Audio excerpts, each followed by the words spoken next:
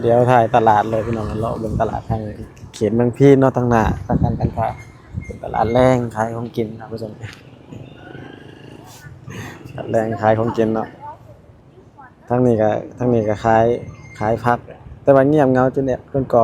ดเอิ้นพวกพี่น้องนี่ทางนู้นเป็นอีกห้างหนึงอีกทางคุณแต่ว่ามี2บ่อนขายเนาะถ้าทางคุณเต็มก็มาขายทางนี้ได้เนาะครับผู้ชมเป็นตลาดแรงใครมาทางเมืองพีนแข้งสวรรณเขตก็ บางทีอาจจะบ่ฮู้ตลาดอยู่หม้องใดเนาะอยู่จุดใดพี่น้องอยู่ทางใกล้กับธนาคารการค้าเลยเนาะพี่น้องมานี่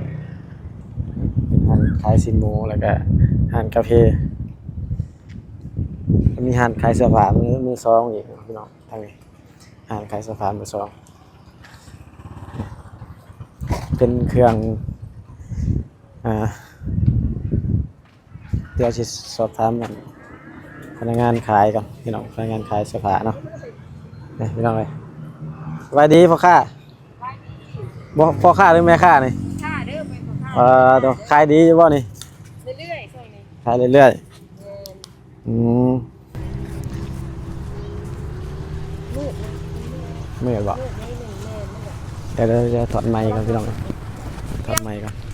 เรื่องจะกู้พาบัตรออกได้ปะกู้เลยไปบ่ได้พอมันมืดแฮงก็ใส่กัน2คนหน้าแบบมัดทางกาแฟเนาะทางกาแฟเพิ่นเจ้าของร้านกาแฟเพิ่นบ่ได้อาบน้ำเพิ่นบ่อยากเข้ากล้องแล้ว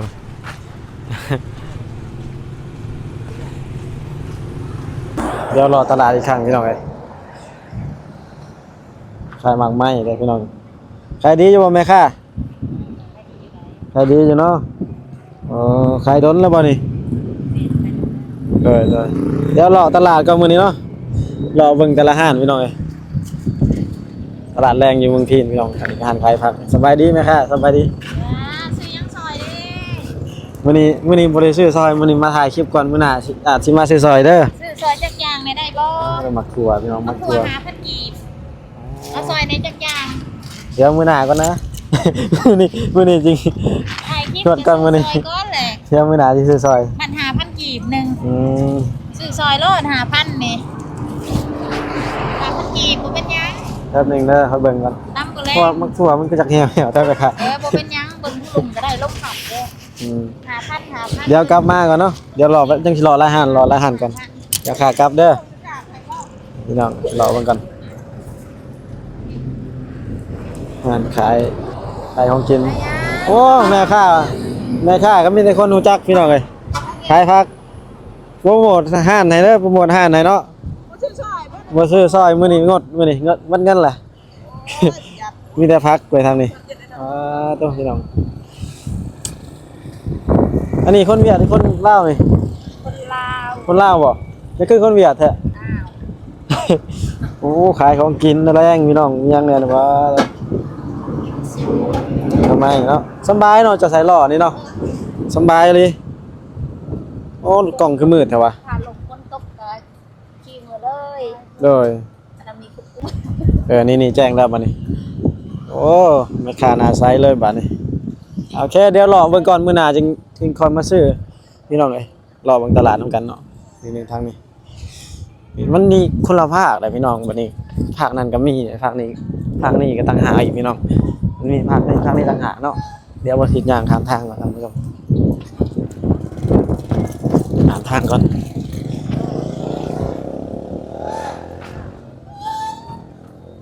ภาคมื้อนี้ก็มีหลายห้านเลยเนาะภาคมื้อนี้อันนี้เป็นห้านขายจามของกินแรงเนาะพี่น้องอันนี้หมากก็หมากแข้งเนาะพี่น้องโอ้เป็นห้านขายหวานสบายดีพ่อค้าสบายดีขายดีอยู่บ่พอได้ขายช่วงนี้โอ้พอได้ขายเนาะมื้อนี้อาจสิบ่ได้ซื้อซอยเหมือนกันเลยมื้อนี้ มื้อหน้าก็เนาะเดี๋ยวจะพาเลาะตลาดก็พาผู้ชมเลาะเบิ่งตลาดแรงก่อนโอ้คนหลายคือคืนอยู่เนาะแถวนี้พี่น้องก็สิบ่น่ารอผู้ตอนนั้นมีเสตาตุกูตลอดอีหยังอันนี้ลาบเนาะโอ้บ่เฮ็ดลาบงัวอันนั้นเนาะขายดีเด้อบ่ใหญ่ปานใดเนาะพี่น้องเพราะว่าบางทีมันก็บ่กว้างปานใดมีหลายห้างมีหลายตลาด บางคนก็ขายอยู่เครื่องขายอยู่ในเฮือนเนาะขายอยู่เฮือนในเฮือนเลยมันก็สิบ่นะบันไดเนี่ยตอนนี้เป็นขนมเนาะขนมคุกกี้โอ้มีหมากนั้นนำหมากอะไรก็มาสมโบพี่น้องเอ้ยเดี๋ยวย่างเข้าไปในมันก่อนเนาะขายจามขายดีเลยช่วงนี้เนาะพี่น้องมีอาหารทะเลนำได้นี่เนาะอันนี้เป็นอาหารทะเลทางนี้นี่พี่น้อง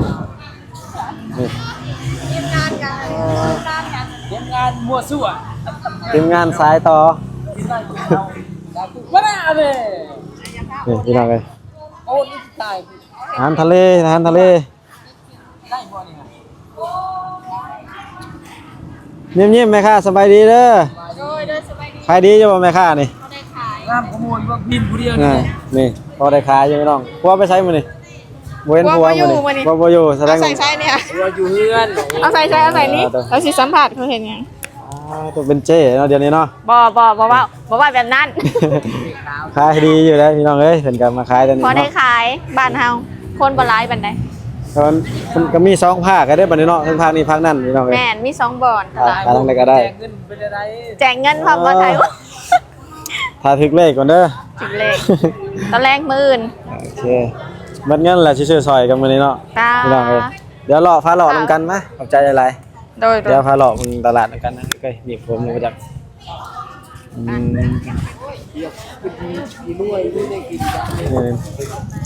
มีหมากไม้ยังหมากทั่วครบเลยโอ้ต้องมีดอกไม้อยู่นี่ยังนี่ข้าวกล้ำบ่อืมข้าวกล้ำเนาะเขาให้บ่ทงเท่าไหร่นี่ถามไปซื้อได้30เนาะโอเคพี่น้องเอ้ยทง30,000กีบตกประมาณอยู่20-30 บาทเนาะพี่น้องที่โตทางนี้พี่น้องเลยก็มีแต่พักเนาะทางนี้พักในหลายพักลูกค้ามาซื้อหมากแตงโอ้ล่ะขายยังล่ะขายยังก็ขายไข่ยังล่ะขายยังไข่เป็ดโอ้หน่อยมาขายไก่อันนี้ก็แม่นหมักถั่วพูก็ขายแม่นบ่ ดอกไม้เห็นเด้ขายดอกไม้ ทางดอกไม้ ว่า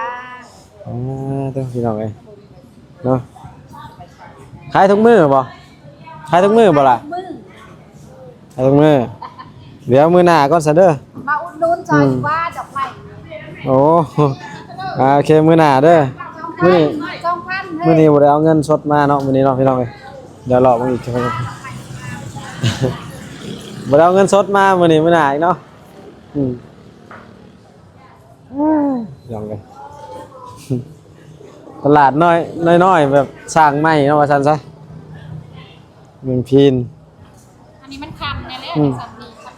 มันเต็มมาได้ เว้นน่ะเต็มเนาะเว้นเลยเนาะเขาเมื่ออะไรนี่เนาะว่างแล้วนี่แสดงจะ งานเกี่ยวเข่านี่เวลา อืม ลงบ่ ก็ขึ้นพี่น้องเลยโอเครอเบิ่งอีกก่อนใช่เป็ดโอ้ต้องทางนี้ขายเป็ดขายเลือดบ่ได้ขายเลือดบ่ได้ ติดผิดกฎโอเคขอบใจโอ้ทางนี้พี่น้องเลยมีอย่างอันนี้เป็นชิ้นพานบ่ชิ้นหมูเป็นบ่หมูป่าเป็นบ่ถ่ายใกล้บ่ได้ผิดกฎ โอเคผิดกฎถ่ายใกล้หลาย โอเคพี่น้องเดี๋ยวอัปเดตซ้ำนี้ก่อนใครมาทั้งพีนก็มาซื้อทางตลาดแรงได้เนาะพี่น้องตั้งอยู่แถวธนาคารการค้าต่างประเทศท่านผู้ชมไหมอาทิตย์ก็มาเลาะเบิ่งครั้งแรกที่ว่าเขาเจ้าย้ายตลาดจากภาคเมืองนั้นมาภาคเมืองนี้เนาะท่านผู้ชมโอเคเดี๋ยววันที่สิยังข้ามภาคที่ต่อไปพี่น้องเดี๋ยวเบิ่งกันอีกก็สิพอสักมันซ้ำนี้แหละพี่น้องคลิปตลาดแรงอยู่กลางเมืองพีนเนาะอีกก็สิหยุดคลิปซ้ำนี้ก่อนพี่น้องเลยเดี๋ยวโอกาสหน้ามาก็สิมาแวะถ่ายอัปเดตให้เบิ่งนำกันเด้อท่านผู้ชมเด้อ